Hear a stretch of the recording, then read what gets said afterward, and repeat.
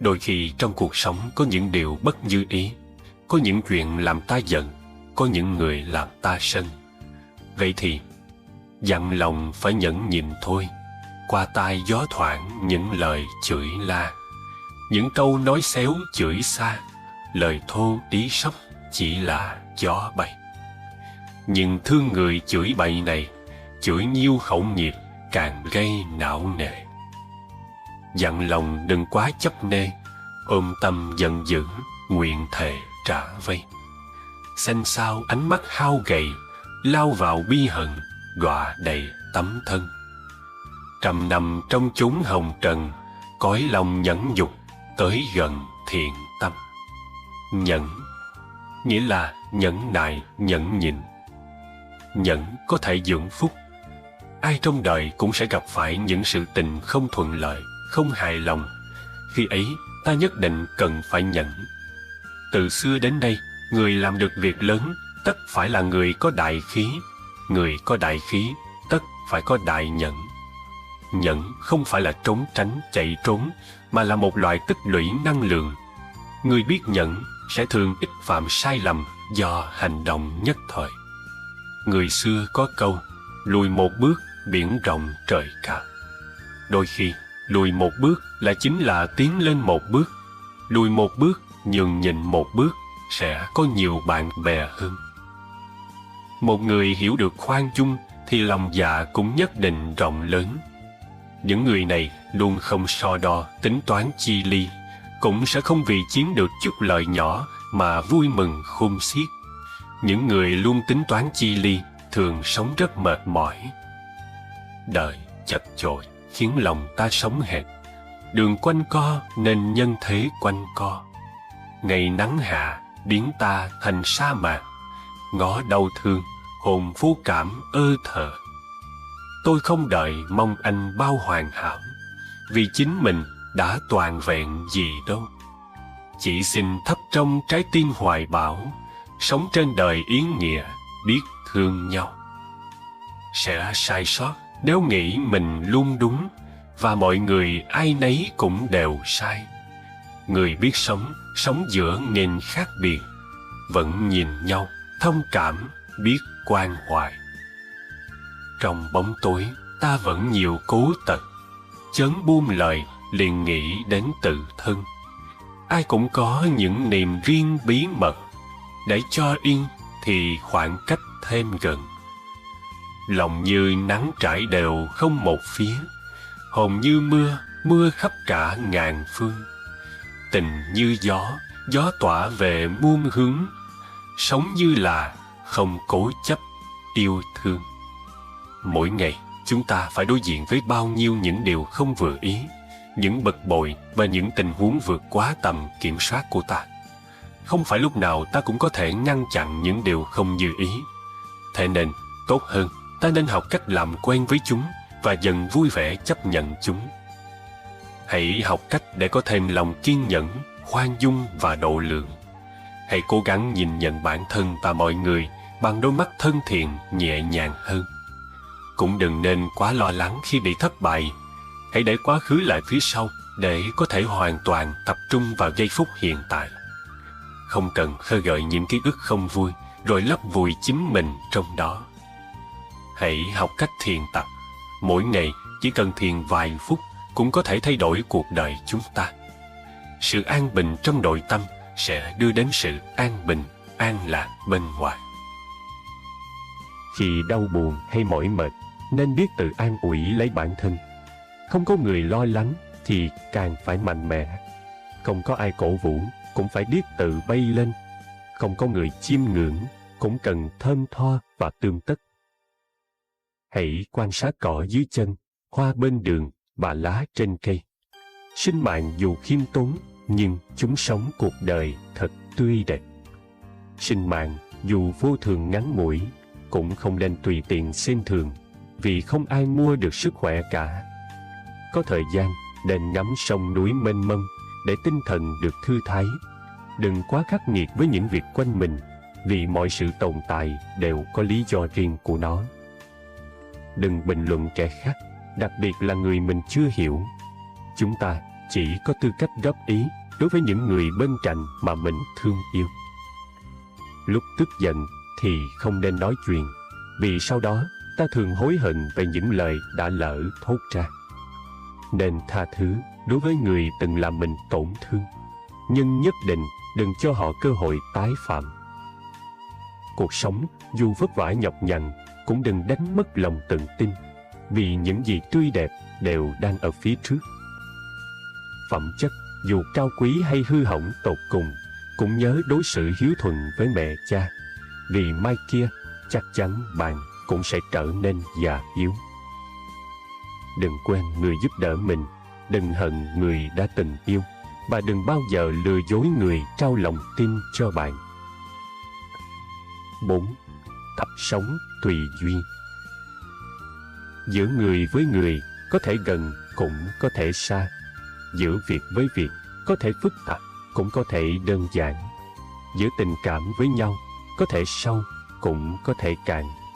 Đừng mong cầu người đối xử với mình đặc biệt, cũng chẳng nên hy vọng họ sẽ bớt đi những toan tính. Cuộc sống có người nói ít làm nhiều, cũng có kẻ sẽ chỉ biết vua chân múa tay. Bạn đừng quá bận lòng, chỉ cần quản tốt việc bản thân, làm những việc cần làm, đi con đường nên đi, giữ gìn sự lương thiện, nuôi dưỡng lòng chân thành, khoan dung với mọi người, nghiêm khắc với bản thân, còn lại thuận theo nhân duyên là được. Đức Phật từng nói, với người vô duyên, dù nói bao nhiêu lời cũng là thừa, còn như đã hữu duyên thì chỉ cần xuất hiện, bạn cũng có thể thức tỉnh mọi giác quan của họ. Có một số việc vừa phân trắng đen đã trở thành quá khứ. Có một số người giận hờn vài ngày đã trở thành dĩ vãng. Có những nỗi đau vừa cười lên đã tan thành bọt nước. Có những hoàn cảnh nhờ chịu chút thương đau mà trở nên kiên cường. Đôi khi hôm nay là việc lớn, ngày mai nhìn lại chẳng có gì đáng kể. Năm nay quan trọng, sang năm sẽ thành thứ yếu. Chuyện vĩ đại đời này, đời sau người ta xem là truyền thuyết. Mỗi chúng ta, nhiều nhất cũng chỉ là câu chuyện của một người. Vì thế trong cuộc sống hay công việc, nếu gặp chuyện không vừa ý, hãy nói với bản thân, hôm nay sẽ qua đi, ngày mai rồi cũng đến. Hãy buông bỏ tất cả để bắt đầu ngày mới. Trên đời có một số việc không phải không để tâm, mà để tâm cũng không làm được gì.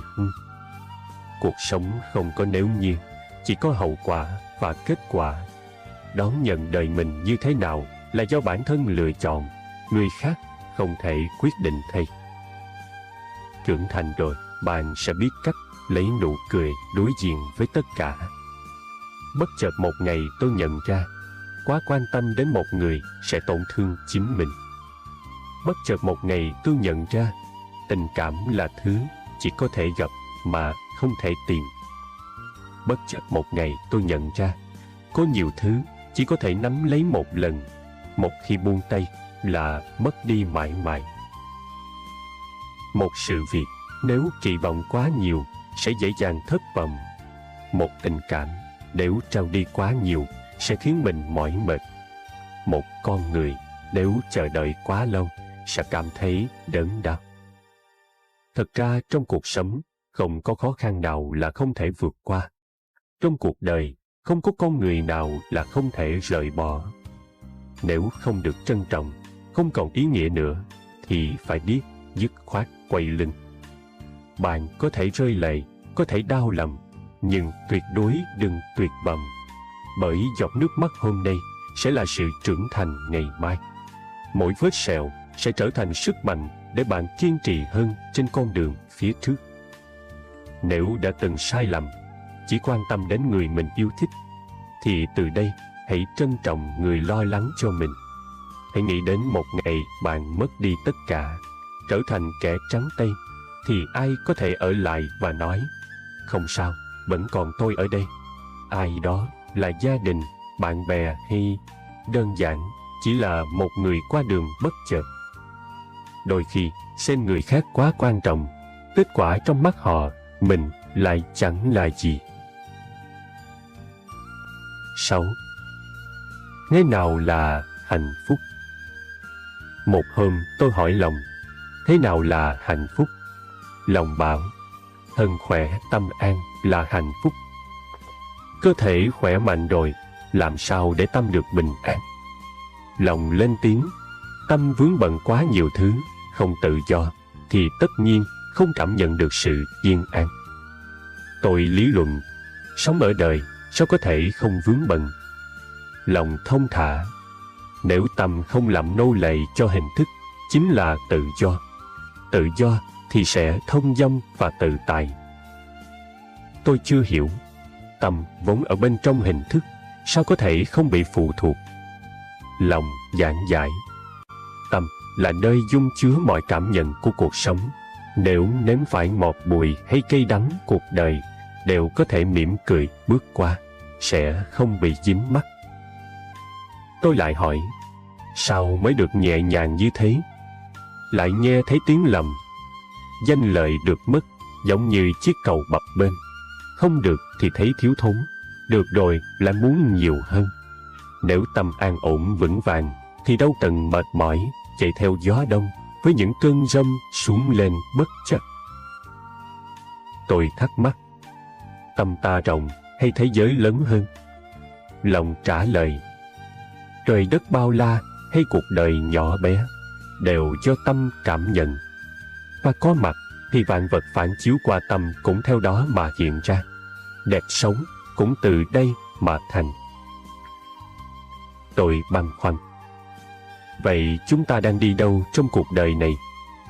Lòng từ tốn, đời mỗi người vốn là một cây cầu, chỉ khác nhau ở phương hướng, là bạn đang hướng ra ngoài cảnh xôn xao, hay tìm về với chân tâm tĩnh lặng mà.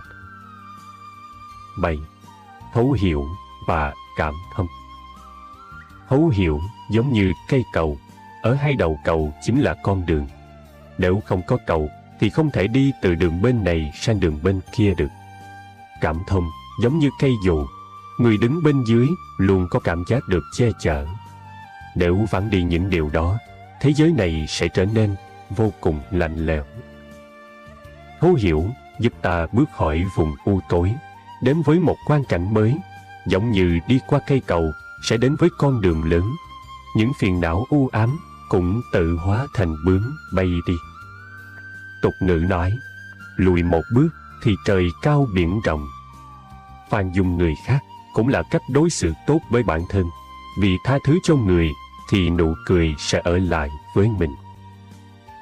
Con người dù tốt đẹp thế nào cũng không thể thập toàn thập mỹ. Tình cảm dù toàn vẹn đến đâu cũng không thể không có tì vết. Nếu mở lòng bao dung đón nhận, sẽ cảm thấy thế giới này thật ra không đến nỗi tệ như bạn nghĩ. Trận hành trình kỳ diệu của cuộc sống, có thể gặp nhau đã là một nhân duyên. Chúng ta nên trân trọng, đừng để sự giận dữ cuốn trôi bao ân tình tốt đẹp, để lại những hối tiếc muộn màng. Bởi vì chúng ta đều có những muộn phiền, bất bình và nhiều việc không được như ý, nên đôi khi cảm thấy cả đất trời tăm tối, bất giác cảm khái, nhân tình sao mỏng manh như giấy lụa. Thật ra, mặt trời luôn ấm áp, ánh ban mai vẫn sáng tươi mọi ngày, chỉ là có lúc chúng ta đứng trong bóng râm mà thôi. Bao dung người khác hoàn toàn không phải là yếu đuối, mà là thể hiện tấm lòng độ lượng, là một lựa chọn thông minh. Chúng ta hãy cùng xây dựng cây cầu thấu hiểu, cùng bật lên cây dù cảm thông, cùng chia sẻ những gì tươi đẹp nhất của cuộc sống, để thế giới luôn tràn ngập ánh sáng ấm áp của mặt trời. Giữ lấy bình an. Chúng ta một đời lo toan, bận rộn, mệt mỏi, dù cực khổ ra sao, công việc vẫn làm không thể hết. Một đời tiết kiệm, thu vén, tích trữ, dù gom góp bao nhiêu, tiền bạc vẫn chưa thấy đủ. Một đời nhẫn nhục, nhường nhịn, lo lắng, dù thận trọng đến đâu, lỗi lầm vẫn phạm phải không tiếc. Một đời đọc sách, cảm nhận, ứng dụng, dù thông minh thế nào, thiệt thòi vẫn gánh chịu ít nhiều, Thế giới rộng lớn, con người bé nhỏ, có một số việc không nên xem quá nặng nề. Trên đời không phải chuyện gì cũng như ý, đừng chèn ép chính mình. Nếu đã tận lực, hết lòng rồi, thì kết quả như thế nào cũng nên vui vẻ đón nhận. Việc bận rộn cũng là một thứ hạnh phúc, giúp chúng ta không còn thời gian nghĩ ngợi linh tinh. Bôn ba đôi khi cũng có niềm vui riêng, giúp chúng ta có cơ hội trải nghiệm cuộc sống thực tế. Mệt nhọc cũng là một kiểu hưởng thụ, giúp mình tận dụng hết khoảng thời gian trống. Lận đận cũng là một kinh nghiệm, giúp ta hiểu hơn về cuộc đời. Cuộc sống vốn không hề tồi tệ, đúng sai đều là kinh nghiệm, tốt xấu đều là phong cảnh. Nếu tâm an ổn thì hạnh phúc sẽ luôn có mặt. Dù sao thì cuộc sống vẫn cứ trôi đi, mãi lo lắng xa xôi cho chuyện thiên trường địa cửu, chi bằng giữ lấy sự bình an cho tâm hồn tại giây phút này. 9. 3 câu thần chú buông bỏ muộn phiền. Một ngày chợt nhận ra, có một số người nếu không chủ động tìm, họ chẳng bao giờ hỏi đến bạn. Nhờ vậy mà hiểu hơn ai mới thật sự quan tâm đến mình. Thời gian làm không ít người rời xa ta. Ai có thể ở lại đến tận sau cùng, hãy nhớ trân trọng. Ngày trước cứ ngỡ tính kiên trì sẽ khiến mình mạnh mẽ, lớn lên rồi mới hiểu, buông xuống được càng giúp ta thêm vững vàng. Muốn khóc cứ khóc, cười được cứ cười, đừng để sự hư ảo cuộc đời biến mình thành giả tạo. Cứ sống theo ánh nhìn kẻ khác chỉ khiến bạn lạc lối trên con đường của chính mình mà thôi. Nếu lỡ gặp phiền muộn, hãy nhớ lấy 3 câu thần chú này. Đừng bận tâm, không sao đâu, rồi sẽ qua. 10. Lẽ nhân sinh. Tha thứ cho một người thì khá đơn giản, nhưng để tiếp tục tin tưởng lại là điều không hề dễ dàng. Dưỡng ấm một trái tim mất rất nhiều thời gian, nhưng làm nó lạnh giá chỉ cần trong chớp mắt. Cuộc sống nên hoàn thiện lấy chính mình, đừng chen vào cuộc đời người khác. Dù là mối quan hệ gì, thì người đến nên nhiệt tình tiếp đón, người đi hãy bình thản tiễn đưa. Cái không thuộc về mình đừng trông chờ, người đối với mình không thật lòng cũng hãy thôi hy vọng. Thời gian luôn thay đổi, ai rồi cũng sẽ khác đi. Dù nỗ lực đến đâu, điều không thể quay lại thì vĩnh viễn vẫn là không thể. Đôi khi thế giới thật rộng lớn, đến nỗi chỉ cần một lần chia xa là cả đời không còn cơ hội gặp lại. Nhưng cũng có lúc trái đất bỗng trở nên nhỏ hẹp, đến mức vừa chia tay, quay đầu lại đã thấy gương mặt họ đang tươi cười, rạng rỡ. Cho nên, khi gặp gỡ, hãy biết cách trân trọng. Lúc bên nhau, nhất định nhớ giữ gìn. Quay lưng rồi, hãy là người lịch sự. Khi chia tay, nhất định nhớ mỉm cười. Vì biết đâu, lần chia xa này sẽ trở thành vĩnh viễn. 11. Biết tự lau khô nước mắt. Thông thường, người càng từng trải thì càng trầm tĩnh và giản đơn. Kẻ càng hời hợt thì càng nóng nảy và bất an. Người thật sự mạnh mẽ không phải không biết rơi lệ, mà họ có thể nuốt nước mắt vào trong và tiếp tục bước tới. Nhẫn nại một chút, kiên trì một chút. Dù chưa nhìn thấy hy vọng, cũng nên tin tưởng chính mình. Đôi khi cũng cần can đảm mang gánh nặng vượt quá sức thông thường một chút. Sau khi cố gắng, bạn sẽ phát hiện ra khả năng của mình cũng kỳ diệu lắm, hơn tưởng tượng rất nhiều. Hành trình đời người không chỉ có thuận lợi và bằng phẳng, cho nên hãy biết học cách chấp thuận và mỉm cười. Hãy lau khô giọt nước mắt, hóa giải nỗi nhọc nhằn, rồi tiếp tục đi con đường mình chọn, làm công việc cần làm. Mọi thứ dần dần sẽ trở nên tốt đẹp. 12. Tự viết nên đời mình. Chỉ cần trong lòng kiên định, Ngoại cảnh không thể thay đổi được bạn. Không đố kỵ với kẻ khác sẽ không dễ dàng đánh mất chính mình. Điều gì không quên được cũng đừng cố gắng. Lỡ quên rồi thì thôi, không cần làm khó bản thân. Thông thường, cái được rồi lại để phục mất sẽ thấy tiếc nuối hơn so với lúc chưa có. Đừng quá ỷ lại bất kỳ ai, vì ỷ lại mới có kỳ vọng, vì kỳ vọng mới có thất vọng. Cuộc sống giống như que kem, hãy tranh thủ thưởng thức khi kem chưa tan chảy.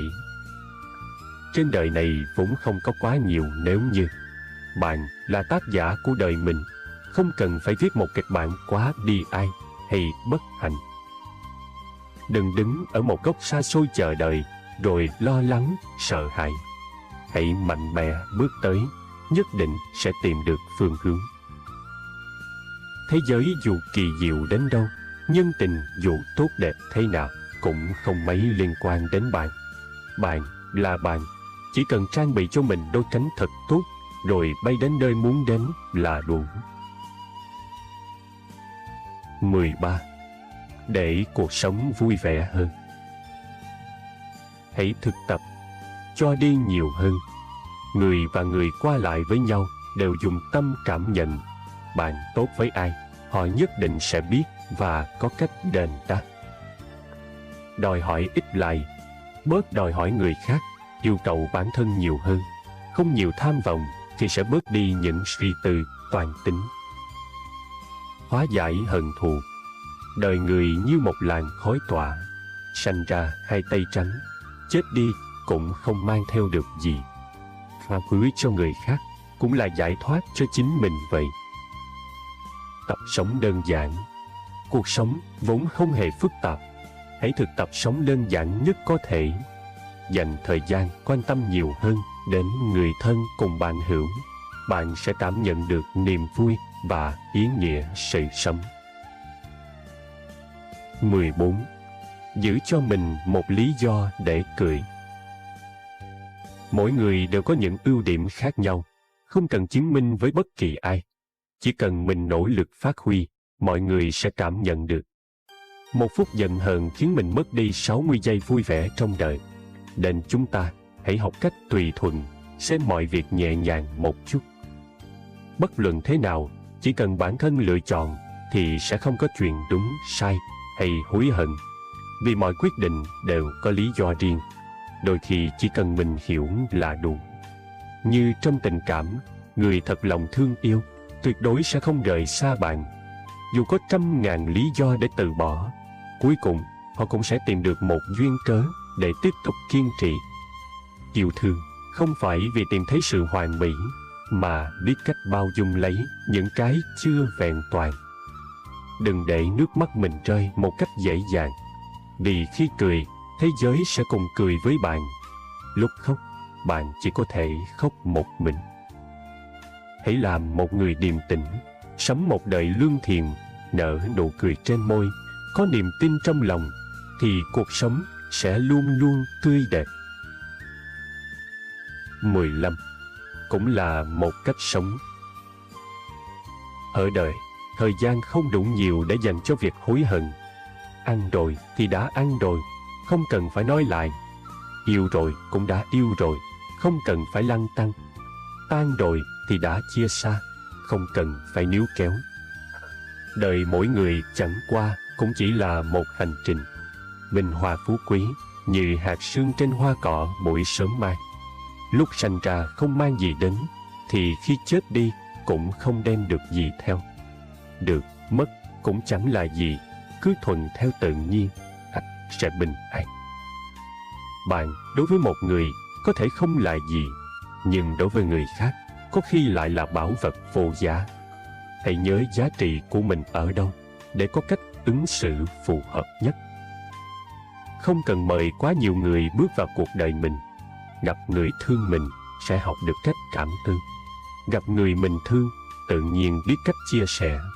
Gặp người không hiểu mình, lâu dần sẽ biết cách bao dung. Gặp người mình không hiểu, nếu có lòng, sẽ luyện được nghệ thuật thấu hiểu. 16. Lựa chọn thiện lành. Tôi chọn lương thiện không phải vì ngốc nghếch, mà tôi hiểu rằng lương thiện là bản tính. Làm người không thể độc ác, vì chắc chắn sẽ bị báo ứng. Tôi chọn nhường nhịn không phải vì sợ hãi, mà tôi thấy rằng nhịn một chút thì sóng yên gió lặng, nhường một bước thì biển rộng trời cao. Tôi chọn bao dung không phải vì hèn nhát, mà tôi cho rằng giữa người với người cần chấp nhận và bổ quyết cho nhau thì cuộc sống mới vẹn toàn.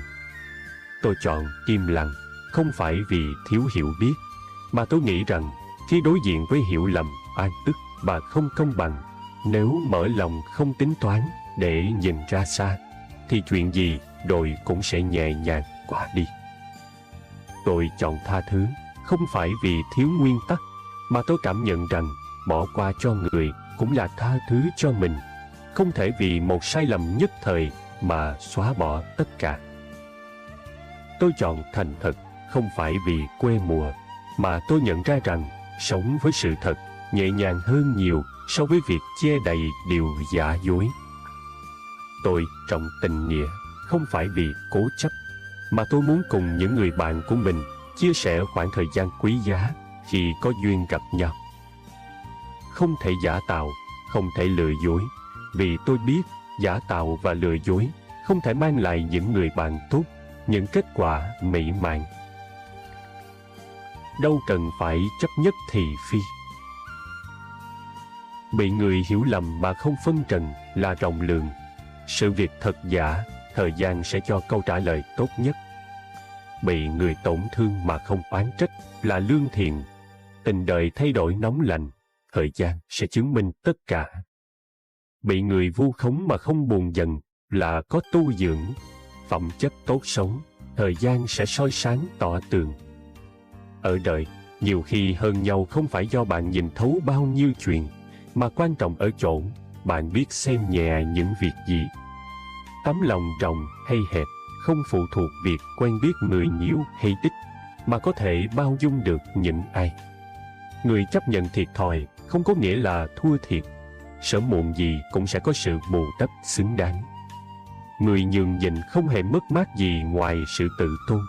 Họ còn có được lòng người, vì thế càng trở nên tôn quý. Mở lòng để tha thứ. Cuộc sống ắt sẽ có những chuyện không như ý, sẽ phải gặp những kẻ không thuận lòng. Nếu không thể xem nhẹ và bỏ qua, bạn sẽ sống trong phiền phức và mỏi mệt. Giữa người với người, do kiến thức khác nhau, quan niệm khác nhau, sự tu dưỡng khác nhau, nên cách nhìn nhận và xử lý vấn đề không giống nhau. Vì thế, đôi khi có sự đụng chạm, xung đột hay mâu thuẫn với nhau cũng là chuyện bình thường. Những lúc như thế, thân thứ trở thành phong độ, thành một cách tu dưỡng, là một cây dù có thể bảo vệ, giúp bạn bước về phía trước trong mưa gió bão bùng. Tha thứ cho người khác đôi khi từ một chút hy sinh, một tấm lòng rộng lượng hay một chút thiệt thòi.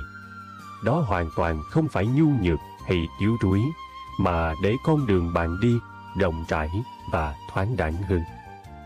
Cuộc sống cũng giống như bầu trời, không thể lúc nào cũng trong lành để bạn vui thích, mà đôi khi sẽ u ám khiến bạn phiền muộn. Cuộc sống cũng không thể tặng mãi cho bạn những điều may mắn và hạnh phúc. Có lúc nó sẽ bắt bạn nếm đủ những cay đắng ngọt bùi. Vì thế, hãy mở lòng mình ra, tập nếp sống thứ tha, bước qua những người và việc khiến bản thân phiền muộn. Bạn sẽ thấy mình đang đứng ở trên cao và nhìn ra xa tận cuối chân trời. Vướng bận của lòng tham. Con người thông thường vì quá xem trọng dục vọng của mình mới phải quan tâm thái quá đến phản ứng của kẻ khác. Khi mong cầu không được toại nguyện, liền cảm thấy bi thương. Người có lòng tham càng lớn sẽ càng trở nên yếu đuối. Kẻ chú ý đến lợi ích của mình bao nhiêu sẽ có nhiều toan tính bấy nhiêu. Muốn đạt được càng nhiều sẽ thấy mất mát càng lớn. Bao nhiêu tổn thương cũng từ tham dục mà ra. Nếu lòng tham của chúng ta nhỏ lại, người khác sẽ không thể đoán định được và lợi dụng nó để phục vụ cho mục tiêu của họ. Nếu dẹp bỏ được lòng tham, những phiền não không có chỗ bám víu sẽ phải tự rời đi, và chúng ta sẽ được tự tại. Buồn vui vừa đủ. Khi được người khác tâng bốc, vui vẻ một chút là đủ, chớ vội cho đó là sự thật. Vì phần lớn tâng bốc là để lấy lòng, đừng để những lời ngon ngọt đó đánh lừa. Khi bị người khác phê bình, buồn bã một chút thì được, đừng bao giờ bày tỏ sự giận dữ, vì ít nhiều trong đó cũng có điều mình thất thốn. Sửa đổi bản thân mới là việc cần thiết. Nếu cuộc đời thật sự khổ đau, bạn sẽ không còn thời gian để than thở. Nếu cuộc sống quá lam lũm, bạn lấy đâu ra sức để trách hờn?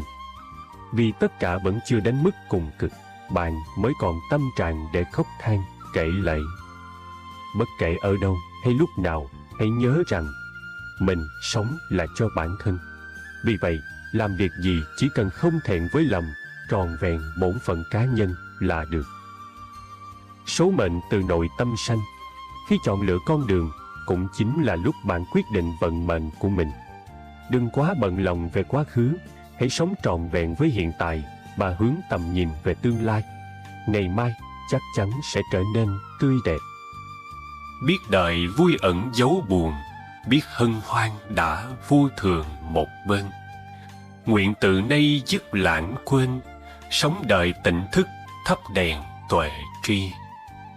Cội nguồn của hạnh phúc là cách ta nghĩ về con người và những sự việc trong đời. Hãy rèn luyện những cách nghĩ sau đây để gây dựng một đời sống an nhiên dài lâu. Trong đời, ta khó tránh khỏi việc bị người khác phán xét và chế nhạo những khuyết điểm của mình. Thay vì rước lấy khó chịu vào người, chúng ta có thể học cách tự cười vào những điểm không hoàn hảo của bản thân. Đó là cách thể hiện việc bạn tự tin với sự không hoàn hảo một cách hoàn hảo của mình.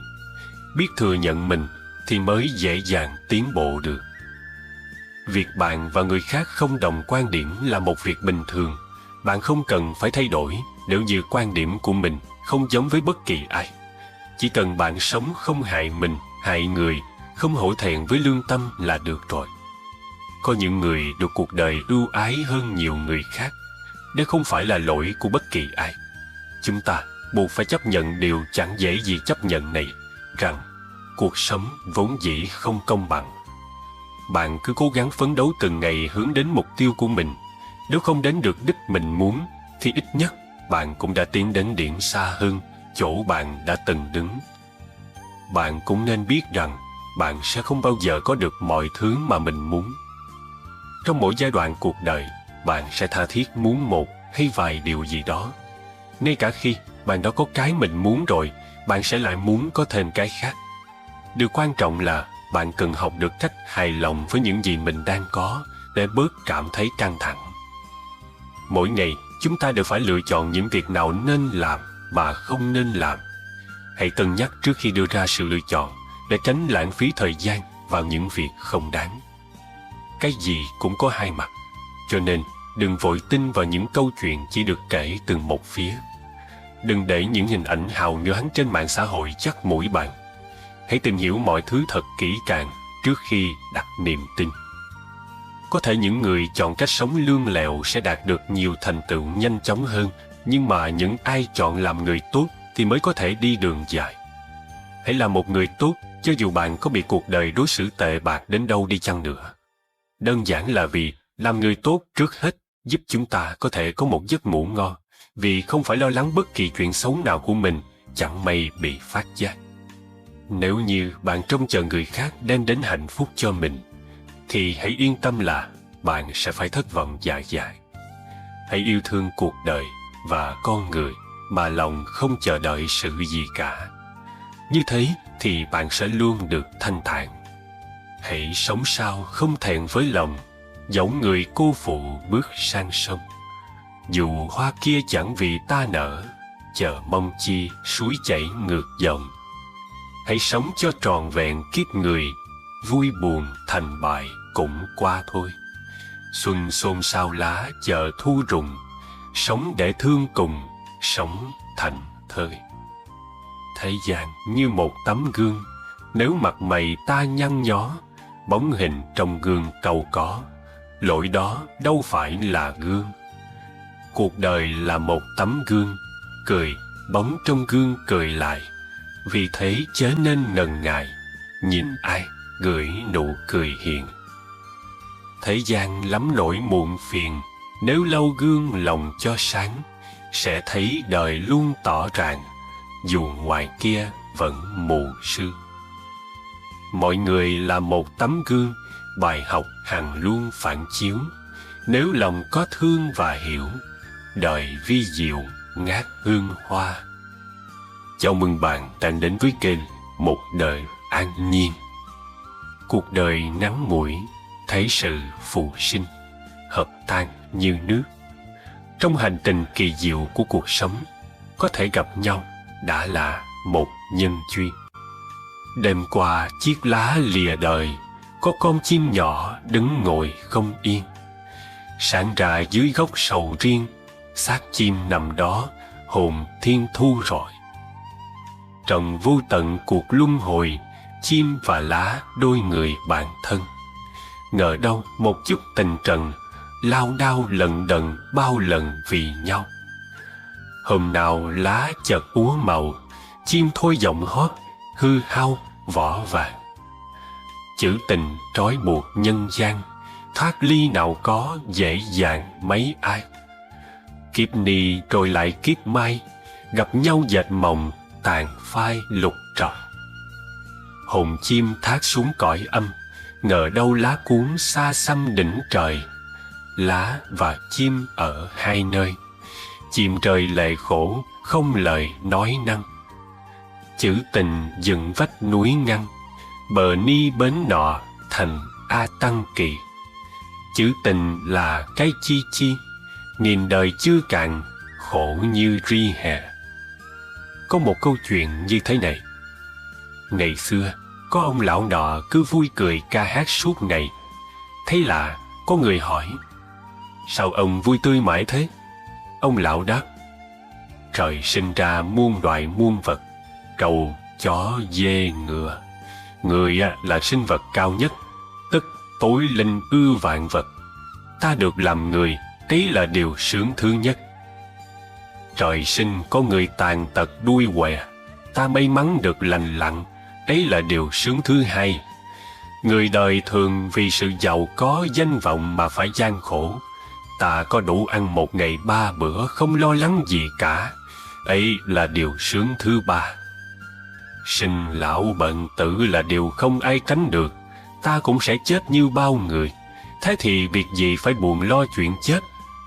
Nghĩ tới 3 điều sướng ta có được, ta vui ca cũng là chuyện thường tình, mắc mớ chi phải hỏi.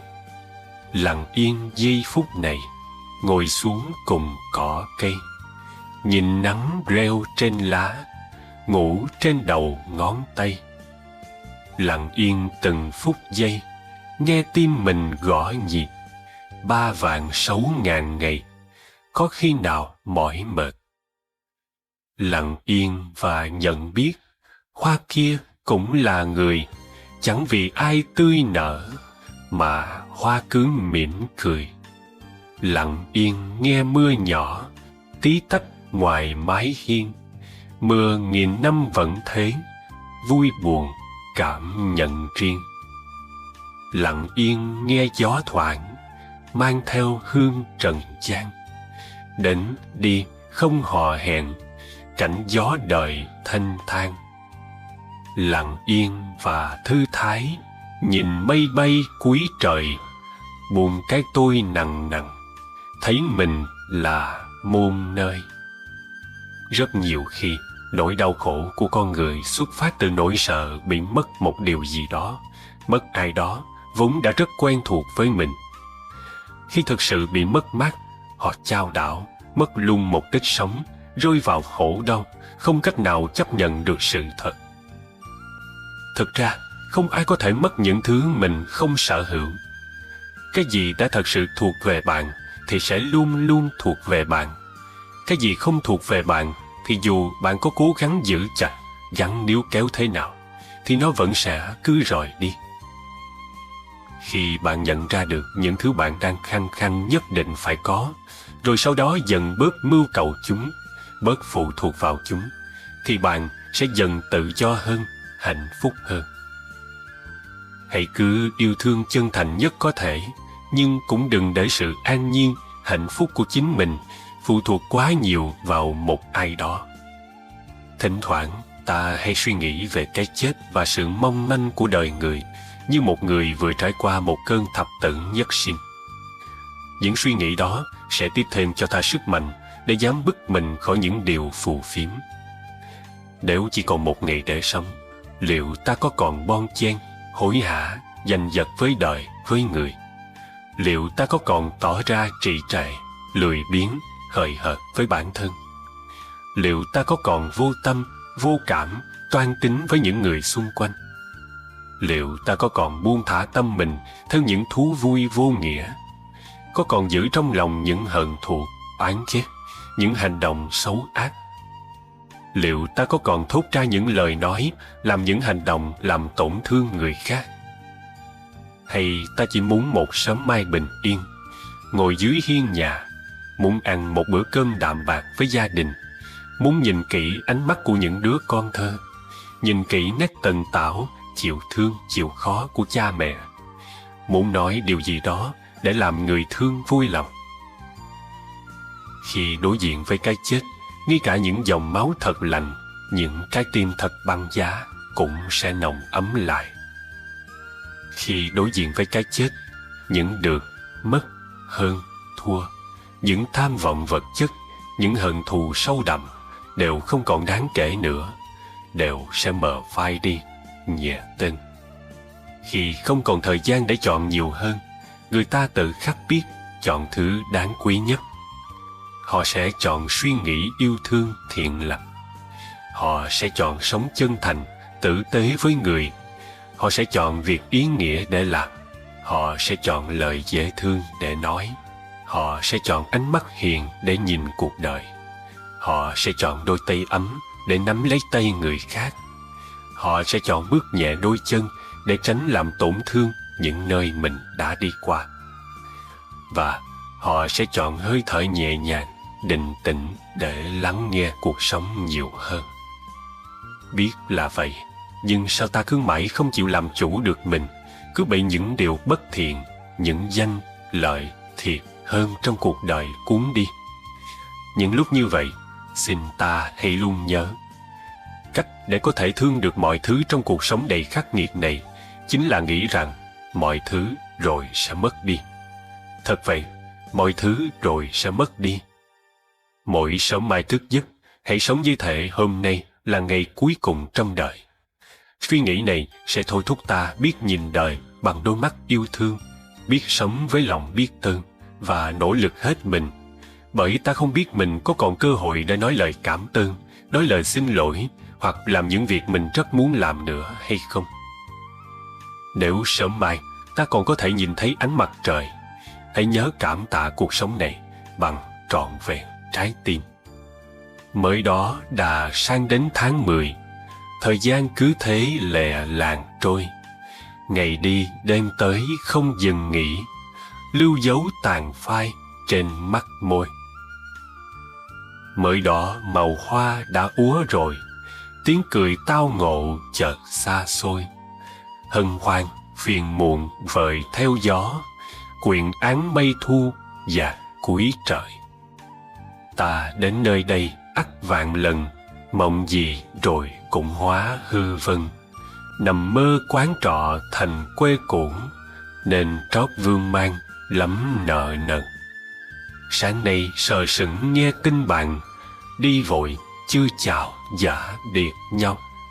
Hôm qua mới gặp lời chưa cạn, tháng 10 trây rứt giọt mưa ngâu. Mới đó người đi giấc mộng tàn, vui thường hoài gõ nhịp nhân gian. Bôn ba tất bật rồi sương khói, vạn sự vùi quên dưới mộ vàng. Mới đó nhìn gương tóc đã phai, thôi chữ buông xuống nhẹ hai vai.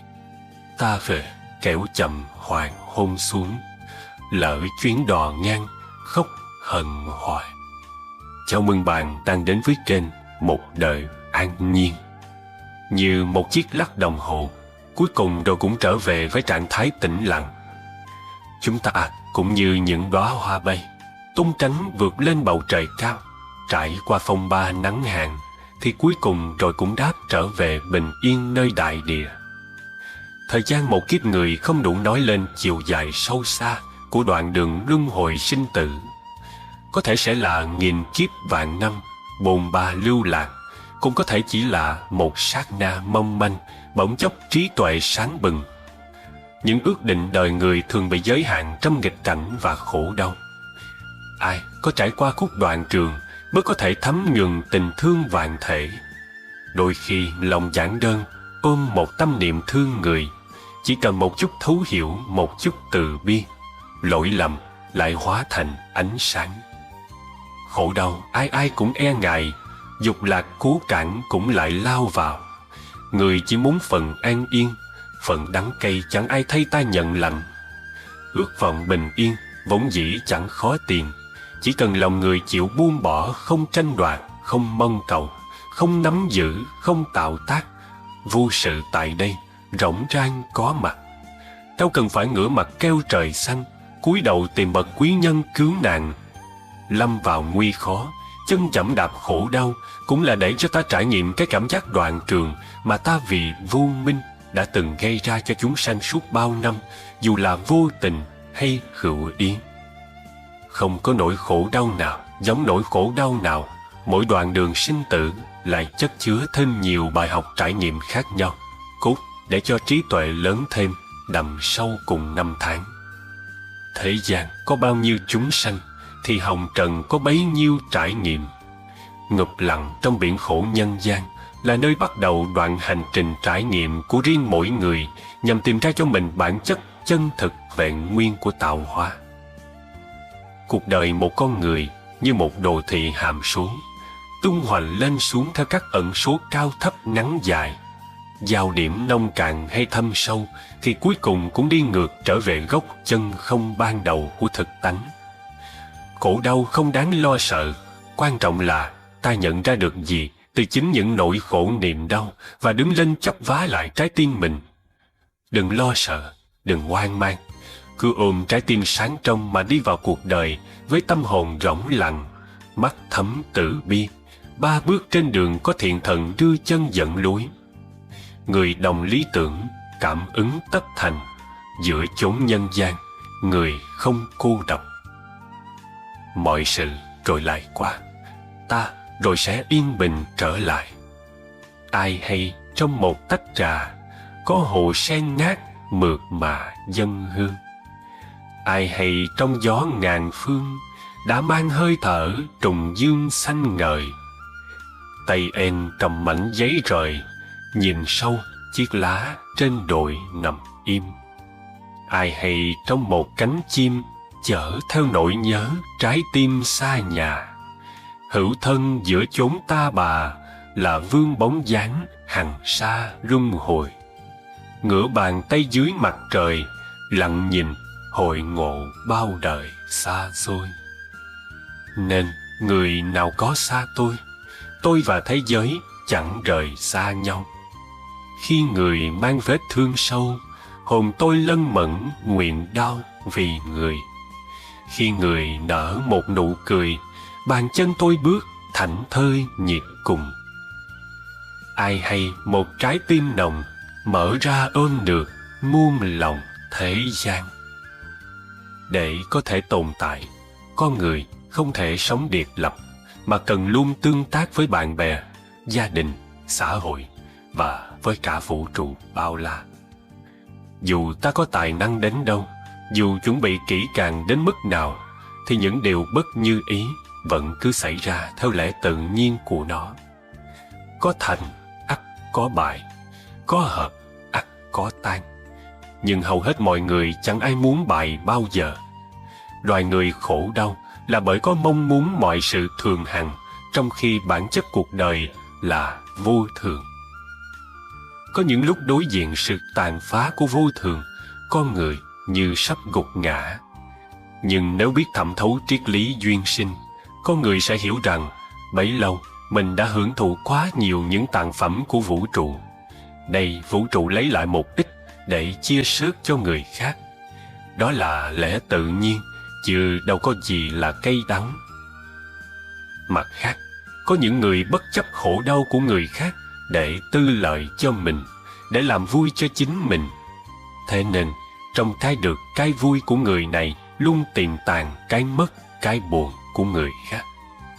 Nhưng thôi, nhìn làm chi mặt trái của xã hội, vì bản chất của cõi đời luôn là thế. Biết buông xả và buông xả được thì lòng mới an vui. Mọi khổ đau, hạnh phúc vốn từ tâm sinh ra, cũng từ tâm mà biến diệt.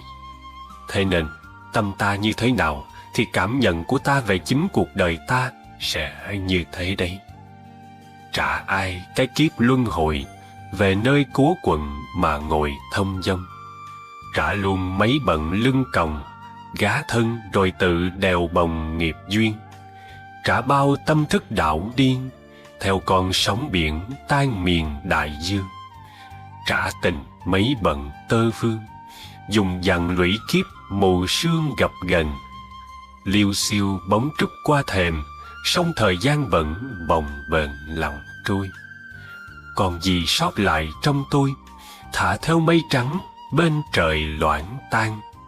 Trả ai cơn mộng trần gian, nghìn năm mở mắt mơ màng lối xưa. Bàn chân nhịp điệu mơ hồ, giữa thiên thu lại đứng chờ thiên thu. Trả trời đất thuở âm u, trả luôn nhịp võng lời ru mẹ hiền. Tấm thân sinh tử ưu phiền, kiếp tầm mấy độ an khiên tự rạng. Trả rừng thu ngọn lá vàng, trả thơ cho bút, trả đàn cho dây. Tôi về mặt mũi xưa nay, vạn duyên hoàn lại, chốn này vạn duyên. Một trong nhiều nỗi khổ tâm của con người khi sống giữa đời này là đòi hỏi sự tuyệt đối ở nơi hành xử của người khác dành cho ta. Khi ta biết chấp nhận sự tương đối từ những người khác, thì những hạnh phúc sẽ có mặt trong tầm tay và tận hưởng ngay phút giây hiện tại. Khi ta biết chấp nhận sự tương đối, lòng ta sẽ thêm độ lượng, tin yêu con người và cuộc đời, bớt bất mãn và thất vọng. Thật ra, nền tảng cuộc sống này chính là sự hỗ tương giữa người này và người kia, giữa cái này và cái kia, giữa thế giới này và thế giới kia, giữa đời này và đời kia. Không ai sống mà không chết, cũng không có cái gì chết mà không tái diễn trở lại dưới hình thức này hoặc dưới hình thức khác.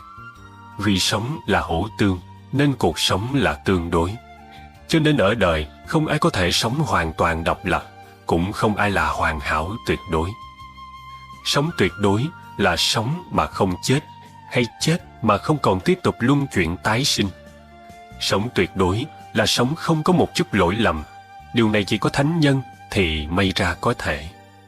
Nếu bạn lắng đi cái tâm thành kiến mà nhìn kỹ vào những người mà bạn đang thù ghét nhất, bạn sẽ phát giác một điều thú vị rằng ở nơi họ vẫn đang tiềm tàng những cái thật dễ thương.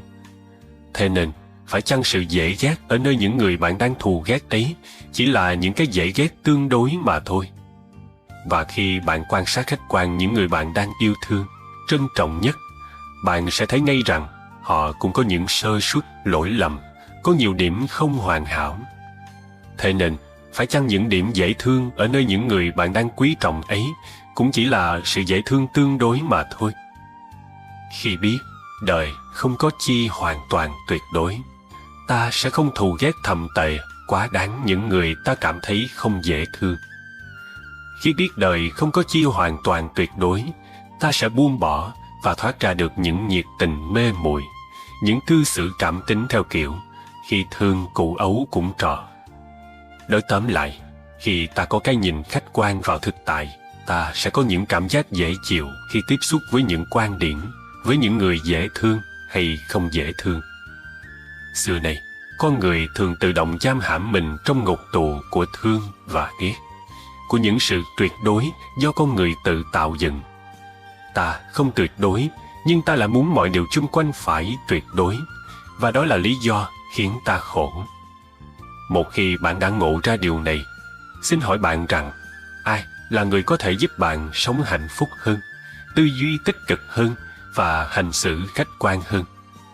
Chỉ một người duy nhất. Là ai?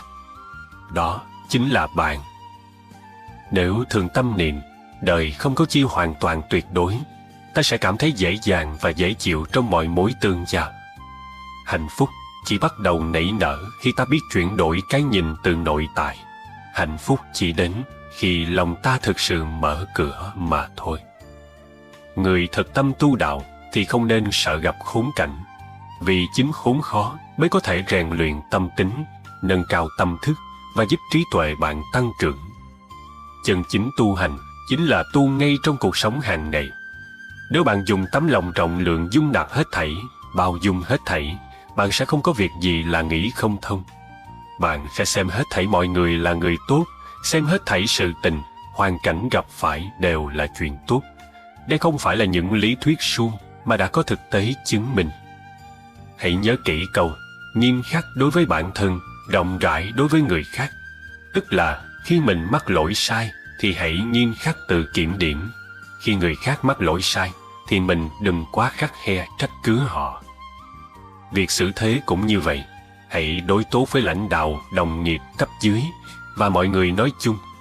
Làm được như vậy thì hiềm hận giữa bạn và người tự nhiên theo tâm lượng của bạn mà ít đi. Chúng ta thường nói rằng quy luật của vũ trụ là bất biến. Nhiều người thường quên đi sự tĩnh tại. Đã vậy, còn cố hết sức làm tiêu hao chính mình mà không suy nghĩ xem nguồn gốc con người từ đâu mà đến. Chúng ta từ trạng thái tĩnh mà sinh ra, từ không không mà đến. Vì sao ta bận rộn cả ngày, đến đêm lại thấy buồn ngủ? Là vì con người cần trạng thái tĩnh, đầu óc không thể không nghỉ ngơi. Khi phải xử lý một chuyện phức tạp, khó khăn đến mức tưởng không giải quyết được, điều trước tiên ta cần làm là buông tâm xuống, tĩnh tại lại, không suy nghĩ gì hết. Lúc ấy, bỗng nhiên từ trong tư tưởng ta sẽ xuất ra một giải pháp khả thi. Đây chính là tác dụng của tĩnh. Nếu gặp việc quá khó, bạn càng suy nghĩ thì càng làm cho đầu óc bức bách thêm. Các dây thần kinh đều căng lên, cuối cùng bạn không chết cũng bị bệnh. Bỗng nhiên ta gặp lại mình giữa dòng hư thực bồng bềnh nhân gian, như bình minh gặp hôn hoàng, như hoàng hôn chợt ngỡ ngàng bình minh.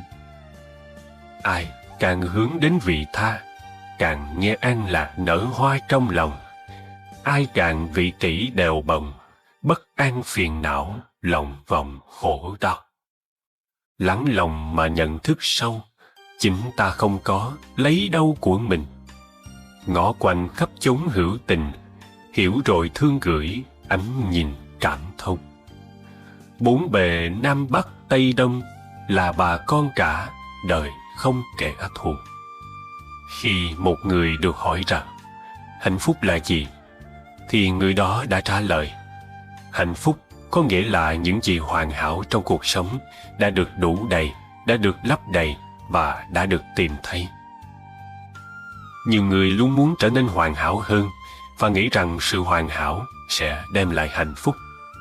Nhưng sự thật là ta vẫn có thể hạnh phúc dù không hoàn hảo. Truyền kể rằng ngày xưa có một hình tròn rất tự hào về thân hình hoàn hảo đến từng mm của mình. Một sáng nọ thức dậy, nó bỗng chợt mình khi thấy mình đã mất một góc lớn hình tam giác. Quá buồn bực, hình tròn quyết định khăn gói lên đường đi tìm mảnh vỡ đã bị mất. Vì không còn hoàn hảo nữa nên nó lăn rất chậm chạp. Trên hành trình của mình, từ chỗ buồn bã vì mình không còn hoàn hảo, nó dần chuyển sang khoan khoái, đón ánh nắng ấm áp, lắng nghe tiếng chim hót trên những cành cây. Nó ngợi khen những bông hoa đang khoe sắc tỏa hương bên vệ đường. Nó thủ thỉ tâm tình cùng sâu bọ. Nó đã được thấy rất nhiều chuyện hay ho. Nó đã tìm được rất nhiều mảnh vỡ, nhưng chưa có mảnh nào thật sự vừa vặn với nó cả. Thế là nó lại tiếp tục đi tìm. Trải qua nhiều ngày nhiều tháng, một ngày kia, vòng tròn tìm được một mảnh ghép hoàn toàn vừa khít với mình. Nó sướng rung. Bây giờ nó lại hoàn hảo như xưa rồi. Nó ghét mảnh vỡ kia vào rồi lăn đi. Nhưng ơ kìa, sao nó lăn nhanh thế? Nhanh đến nỗi các bông hoa bên đường nhòe đi trong mắt nó. Tiếng chuyện trò của sâu bọ bị bạt đi trong gió. Vòng tròn nhận ra thế giới xung quanh nó đã trở nên khác hẳn khi nó lăn quá nhanh. Nó bèn dừng lại, đặt mảnh vỡ bên đường, rồi tiếp tục chậm chậm lăn đi với thân hình không còn hoàn hảo. Bài học mà hình tròn này tặng cho tất cả chúng ta chính là ta không cần phải trở nên hoàn hảo mới cảm thấy hạnh phúc. Bởi nếu thứ bạn cần là tiền, thì tất cả những gì bạn nhận được chỉ là tiền, không hơn. Còn hạnh phúc lại là một cảm nhận hoàn toàn chủ quan, được thể hiện qua sự hài lòng với cuộc sống, cách bạn cảm nhận về mọi thứ xung quanh, sự thanh thản, bình yên trong tâm hồn, chứ không nhất thiết phải liên quan đến tiền bạc, vật chất. Đức Phật dạy rằng, khổ nạn của con người thường bắt nguồn từ tham, sân, si. Vì vậy, để sống hạnh phúc, bạn nên buông bỏ bớt ham muốn của bản thân và chấp nhận sự bất toàn là một phần tất yếu của con người. Buông bỏ chính là biểu hiện của người có trí tuệ. Biết buông bỏ thì mới có thể hạnh phúc. Nực cười dạo ấy a vua, nhón chân cao để hơn thua sự đời. Đâu hay kiếp sống tuyệt vời, vi phu tiếng sáo bên trời mặc nhiên. Một chút của những bước chân, cố hương ngàn dặm cũng gần một khi. Một vài đá sỏi li ti, hẹn nhau thành núi tu di có ngày.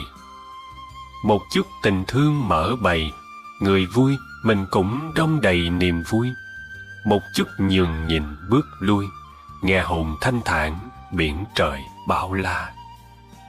Một chút tha thứ bỏ qua, ngày mai vẫn đậm chung trà đệ huynh. Một chút cử chỉ chân tình, khổ đau gửi lại ánh nhìn tạ ơn. Một chút xoa dịu nỗi buồn, khô khan dòng lệ tuổi hờn bấy lâu.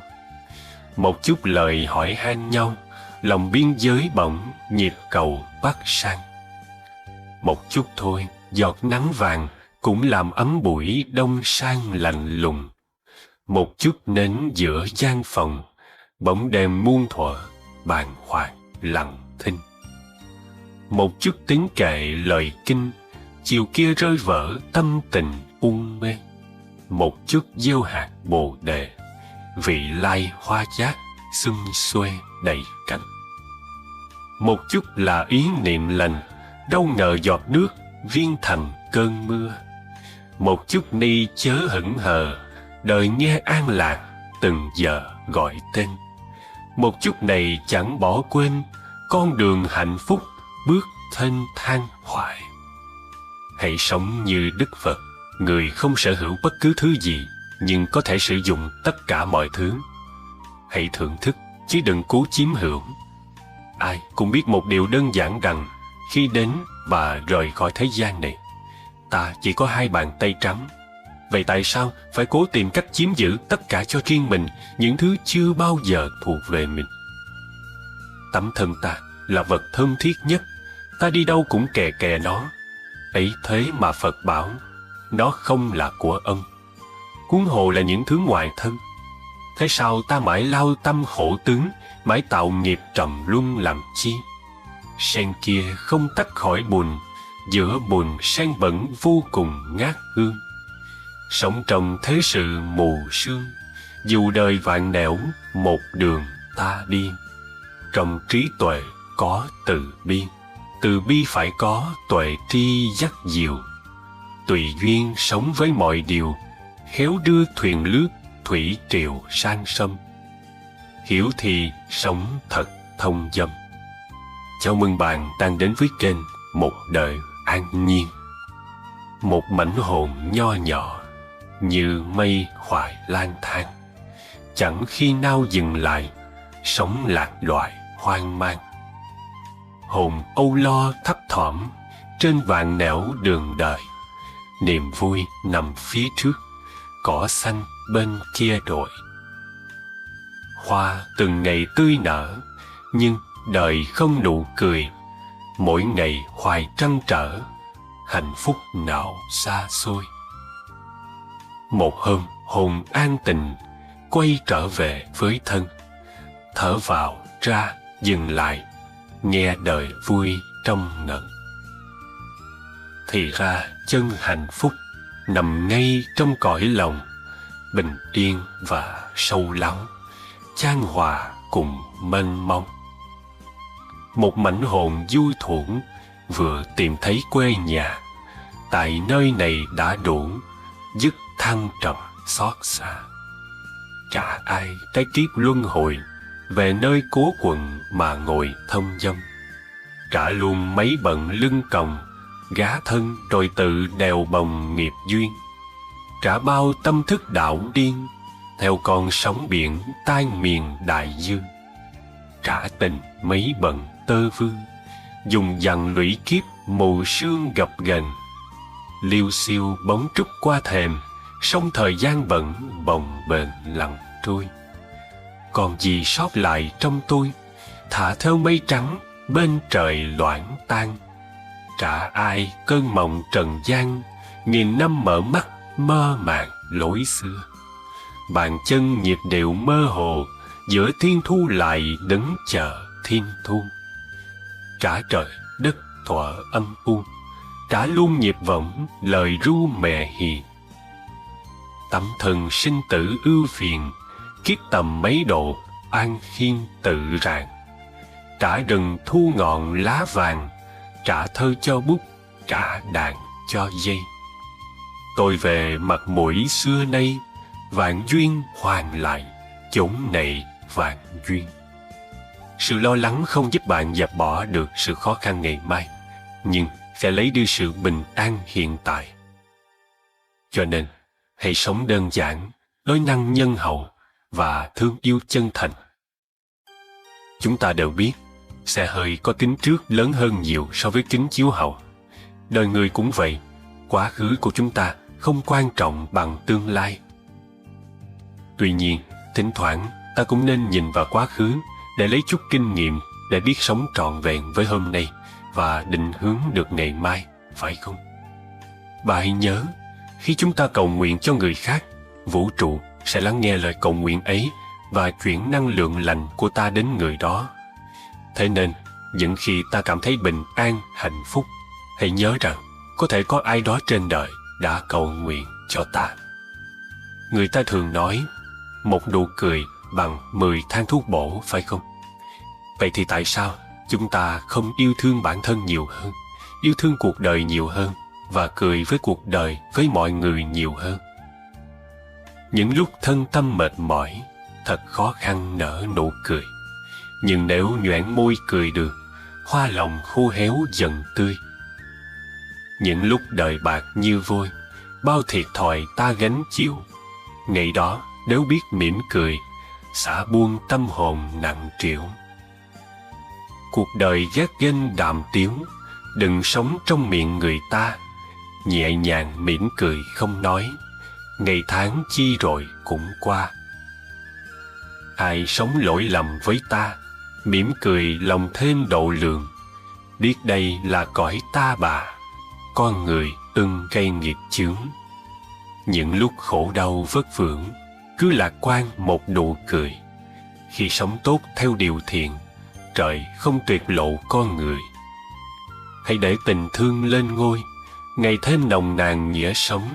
Hồn như biển rộng bên đời, nụ cười dưỡng nuôi hy vọng. Vẫn nghèo nếu làm tổng thống, mà luôn túng thiếu nụ cười. Khổ đau kia là một chuyện, ai cấm lòng mình vắng vui. Nụ cười điểm tô hạnh phúc. Hôm nay bạn đã cười chưa? Hay chăng nụ cười cay diếp còn nguyên dù đã bao mùa? Trong cuộc sống này, sự thành thật, sự lương thiện luôn luôn là một điều tối cần thiết cho mỗi người chúng ta. Sự lương thiện là vầng trăng sáng nơi tâm hồn mỗi người. Vầng trăng thiện lương có thể chiếu sáng bầu trời tinh thần, cảm hóa và thay đổi tâm hồn tất cả những ai đi dưới ánh sáng của nó. Thiện niệm là một hạt giống, thiện tâm là một bông hoa, thiện hạnh là một trái ngọt. Mỗi người sinh ra đều mang theo hạt giống thiện lương. Nếu hạt giống ấy được chăm sóc, tưới tẩm mỗi ngày thì sẽ có thể trở thành một cây xanh to lớn. Nhưng cũng có người làm mất hạt giống này, vì vậy mà dần thành người lạnh lẽo, thờ ơ. Lại có người làm bẩn hạt giống đó, vì vậy mà dần thành người nhẫn tâm, tàn ác. Không có người nào chẳng cần lương thiện, cũng chẳng có ai là không thể được cảm hóa bởi lòng thiện lương của con người. Ngay cả những trái tim cứng như sắt thép, lạnh lùng như băng, thì một lúc nào đó cũng sẽ vì một chút thiện lương mà trở nên mềm mại, ấm nóng. Hành thiện chẳng phải là gửi tiền trong ngân hàng. Người thiện thực sự không quan tâm tới tiền lợi, tiền lãi. Cảnh giới cao nhất của lương thiện là không để ý tới kết quả và sự báo đáp cho những việc thiện của mình.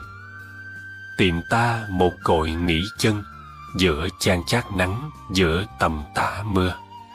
Ngược dòng sinh tử xô đưa, tìm ta một cội để vừa đủ che.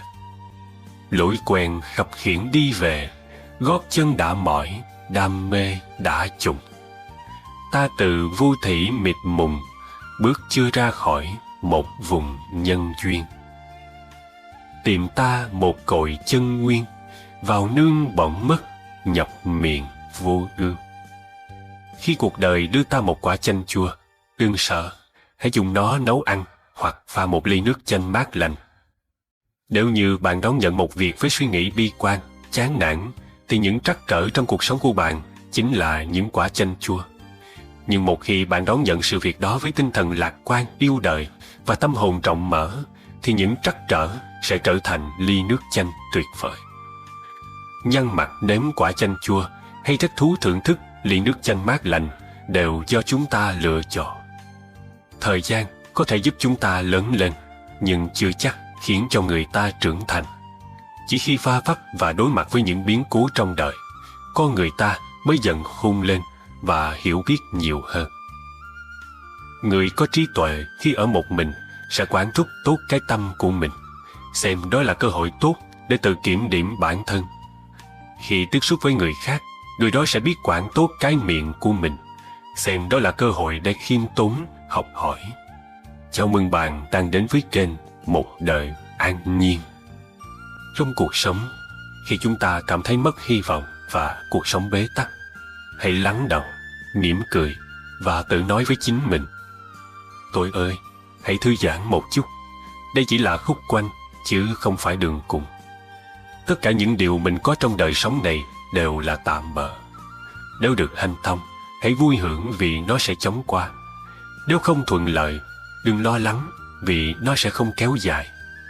Đạo đức không phải như bánh xe dự phòng để ta lấy ra làm bình phong khi xã giao bên ngoài. Đạo đức nên luôn như bánh lái để ta đi đúng đường suốt cuộc du hành ngang qua cõi tạm này. Trong cuộc sống này, có bao giờ chúng ta lâm vào hoàn cảnh có quá nhiều cơ hội trước mắt để chúng ta có thể lựa chọn.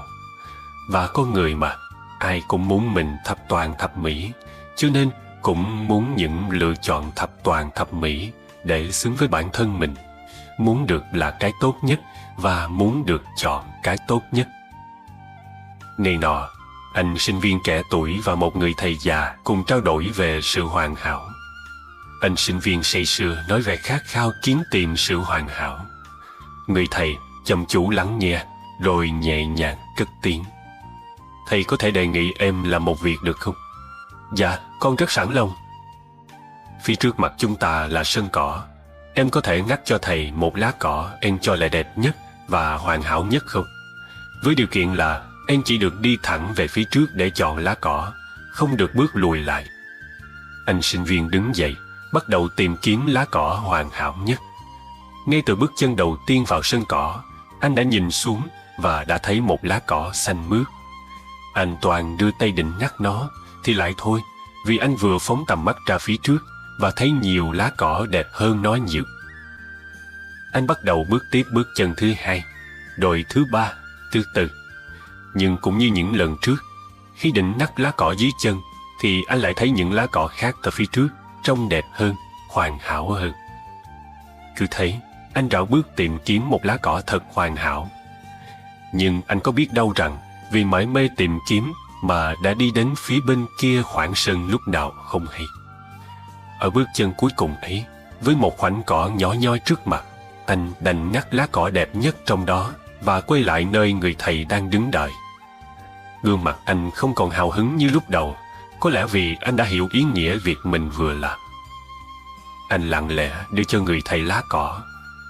Cầm lá cỏ trên tay, người thầy mỉm cười hiền hòa, bảo anh ngồi xuống và nhẹ nhàng nói: "Thế đây em à, nếu em biết bằng lòng và không mãi tìm kiếm, hẳn em đã có được lá cỏ hoàn hảo hơn lá cỏ này rồi. Nhiều người trong đời cũng vậy, vì mãi lựa chọn nên đánh mất những cơ hội tuyệt vời, để rồi sau đó tiếc nuối. Hãy suy nghĩ về câu chuyện ngày hôm nay em nhé. Hạnh phúc đâu phải chỉ là luôn luôn có được thứ ta muốn tìm, là biết trân quý giữ gìn những gì hiện hữu bên mình hôm nay."